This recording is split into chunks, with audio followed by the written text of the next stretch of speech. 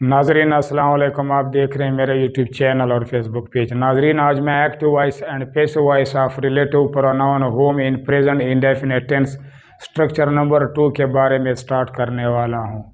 नाजरीन, वीडियो को एंड तक ज़रूर देखें ताकि आपको समझ आ सके। आइए शुरू करते हैं।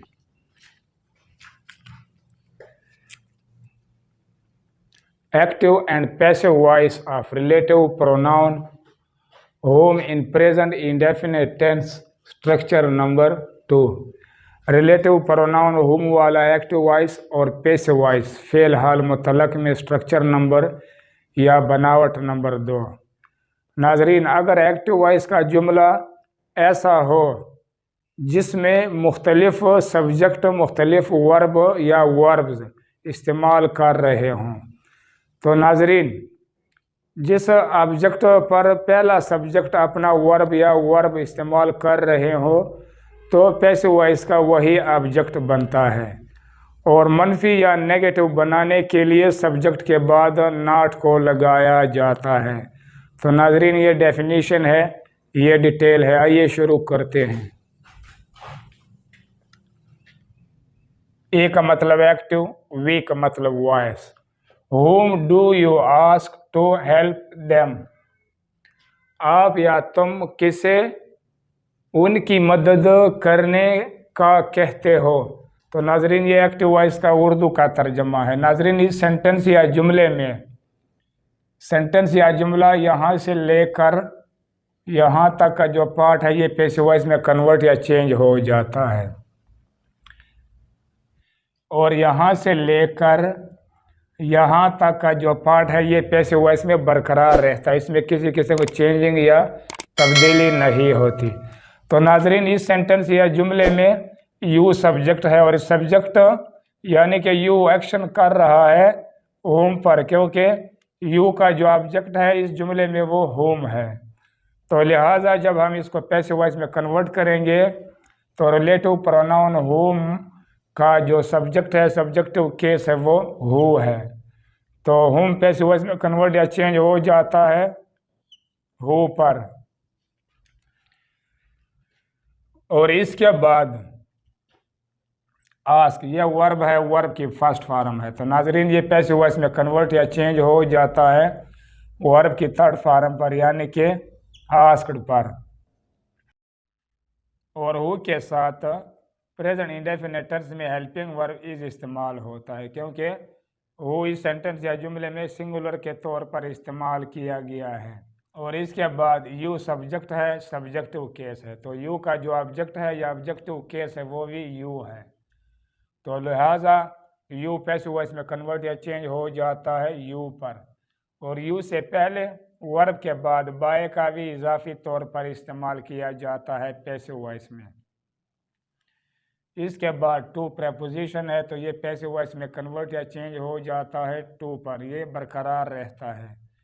इसके बाद ये वर्ब टू है, वर्ब की फर्स्ट फॉर्म है। तो नाजरीन, ये पैसिव वॉइस में कन्वर्ट या चेंज हो जाता है वर्ब की फर्स्ट फॉर्म पर, यानी कि ये बरकरार रहता है। इसके बाद देम ऑब्जेक्ट है, तो ये पैसिव वॉइस में कन्वर्ट या चेंज हो जाता है देम पर, यानी कि ऑब्जेक्ट पर, क्योंकि ये भी बरकरार रहता है, इसमें किसी किस्म की चेंजिंग या तब्दीली नहीं होती।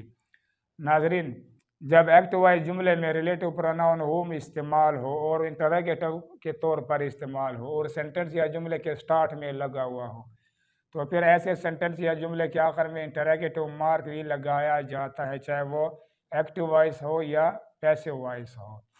नाजरीन, इस जुमले में इस पॉइंट को अच्छी तरह से सुने और देखें। यू सब्जेक्ट है और यू इस जुमले में होम पर यानी कि ऑब्जेक्ट पर काम कर रहा है, तो इसलिए पैसिव वॉइस का जो ऑब्जेक्ट है वो होम बनता है, P V passive voice. Who is asked by you to help them, आपकी तरफ से या आपके ज़रिए किसे उनकी मदद करने के लिए कहा जाता है। तो नाजरीन, ये पैसिव वॉइस का उर्दू का तर्जमा है। ए का मतलब एक्टिव, वी का मतलब वॉइस। नाजरीन, पहले वाले सेंटेंस या जुमले का और दूसरे वाले सेंटेंस या जुमले का फ़र्क को जाहिर करने के लिए इसको तवज्जो से सुने ताकि आपको इसका फ़र्क मालूम हो सके।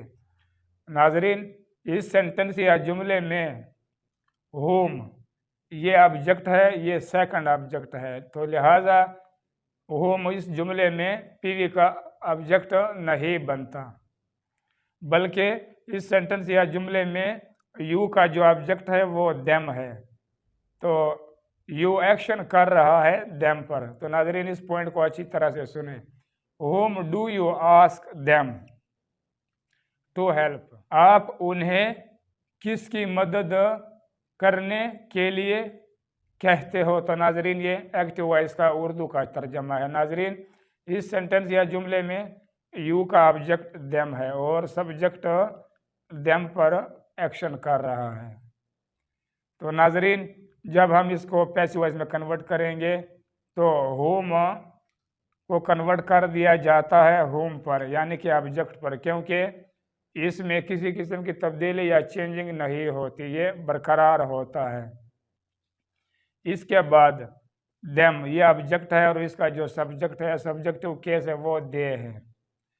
तो देम पैसिव वॉइस में कन्वर्ट या चेंज हो जाता है दे पर, और दे के साथ helping verb present indefinite tense में आर लगता है, क्योंकि ये प्लूरल है, जमा है।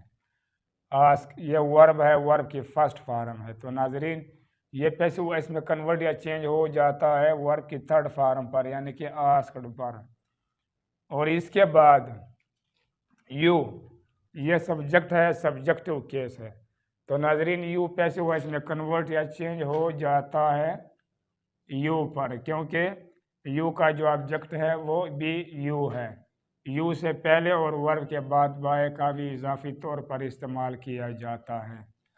और इसके बाद टू को पैसिव वॉइस में कन्वर्ट या चेंज कर दिया जाता है टू पर, क्योंकि ये बरकरार रहता है, इसमें किसी किस्म की चेंजिंग नहीं होती। इसके बाद हेल्प वर्ब है, वर्ब टू है, तो ये पैसिव वॉइस में कन्वर्ट या चेंज हो जाता है हेल्प पर, यानी कि वर्ब की फर्स्ट फॉर्म पर कन्वर्ट या चेंज हो जाता है।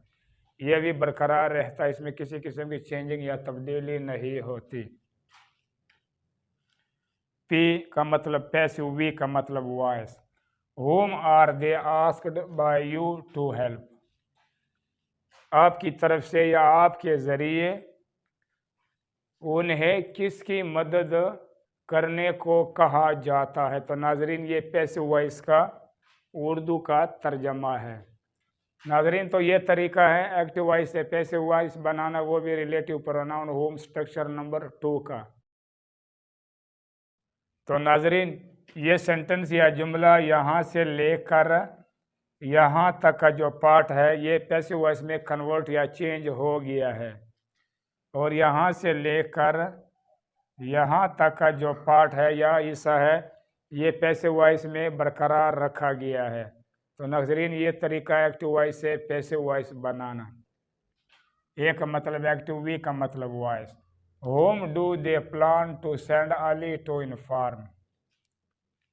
वो अली को किसे इतला देने के लिए भेजने का इरादा रखते हैं?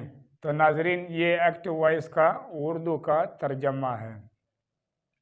नाजरीन, ये सेंटेंस या जुमला भी यहाँ से लेकर यहाँ तक का जो पार्ट है ये पैसिव वॉइस में कन्वर्ट या चेंज हो जाता है, और यहाँ से लेकर यहाँ तक का जो पार्ट या हिस्सा है ये पैसिव वॉइस में बरकरार रहता है, इसमें किसी किस्म की चेंजिंग या तब्दीली नहीं होती।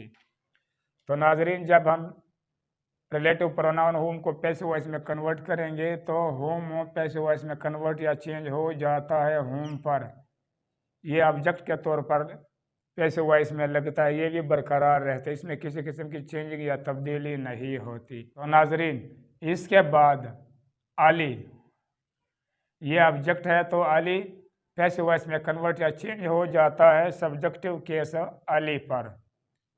और इसके बाद प्लान ये वर्ब 1 है और वर्ब की फर्स्ट फॉर्म है, तो ये पैसिव वॉइस में कन्वर्ट या चेंज हो जाता है वर्ब की थर्ड फॉर्म यानी कि प्लान्ड पर। और इसके बाद टू प्रेपोजिशन है, तो ये पैसिव वॉइस में कन्वर्ट या चेंज हो जाता है टू पर, ये बरकरार रहता है। इसके बाद सेंड ये वर्ब है, वर्ब टू है और वर्ब की फर्स्ट फॉर्म है। तो नाजरीन ये पैसिव वॉइस में कन्वर्ट या चेंज हो जाता है वर्ब की थर्ड फॉर्म पर, यानी कि सेंड पर। और वर्ब से पहले टू के बाद बी का भी इजाफी तौर पर इस्तेमाल किया जाता है पैसिव वॉइस में। और इसके बाद दे, ये सब्जेक्ट है, सब्जेक्टिव केस है। तो दे का जो ऑब्जेक्ट है या ऑब्जेक्टिव केस है वो देम है। तो दे पैसिव वॉइस में कन्वर्ट या चेंज हो जाता है देम पर। देम से पहले और वर्ब के बाद बाय का भी इजाफी तौर पर इस्तेमाल किया जाता है पैसिव वॉइस में। टू ये कन्वर्ट या चेंज हो जाता है पैसिव वॉइस में टू पर, यह बरकरार रहता है। इनफॉर्म ये वर्ब है, वर्ब थ्री है और वर्ब की फर्स्ट फॉर्म है। तो ये पैसिव वॉइस में कन्वर्ट या चेंज हो जाता है वर्ब की फर्स्ट फॉर्म पर, यह भी बरकरार रहता है, इसमें किसी किस्म की चेंजिंग या तब्दीली नहीं होती। PV passive voice. Whom is Ali planned to be sent by them to inform? उनकी तरफ से, उनके ज़रिए अली को किसे इतला देने के लिए भेजे दिए जाने का इरादा किया जाता है। तो नाजरीन ये पैसिव वॉइस का उर्दू का तर्जमा है। नाजरीन इस पॉइंट को अच्छी तरह से सुने और देखें। इस सेंटेंस या जुमले में दे सब्जेक्ट है और दे एक्शन कर रहा है ऑब्जेक्ट अली पर, तो लिहाजा अली ऑब्जेक्ट बनता है पैसिव वॉइस का। तो ये तरीका है एक्टिव वॉइस से पैसिव वॉइस बनाना, वो भी रिलेटिव प्रोनाउन होम और स्ट्रक्चर नंबर 2 का। अब तक के लिए इतना नाजरीन। अगर मेरी ये वीडियो आपको पसंद आया तो सब्सक्राइब करके बेल आइकन पर क्लिक करके ऑल पर ज़रूर क्लिक करें और साथ साथ लाइक भी करें। इंशाल्लाह अगली वीडियो में active voice and passive voice of relative pronoun whose as subject structure number 1 के बारे में सीखेंगे। तब तक के लिए अल्लाह निगहबान।